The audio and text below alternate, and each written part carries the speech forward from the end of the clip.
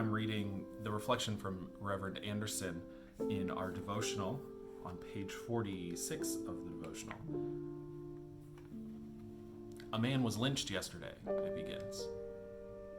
And the connection that is made between lynchings and the African-American experience in the United States with lynching and then drawing that connection to the crucifixion of Christ. It's a connection that I hadn't thought of before, and not because I don't think about this, but mostly because I'm Canadian and I grew up in a very different context, a very white community of white immigrants to white Canada men. So the history that I learned was very different.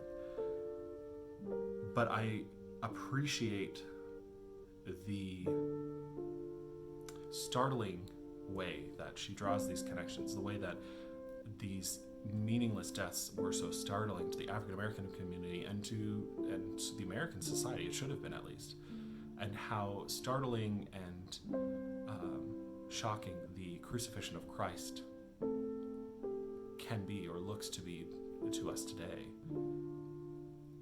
And Denise doesn't let us pass that over and to say that there is so much meaningless violence, and meaningless in the greatest sense of the word.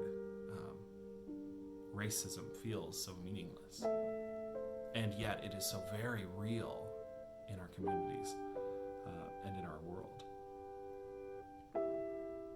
And so as I do encourage you to read this passage and to think about and reflect for a moment on the role of racism in our world, in our community, in the mass shootings that have happened recently, in the great acts of violence of society and of our country's history, but then also of the subtle microaggression type pieces of racism that we encounter and of which we are a part.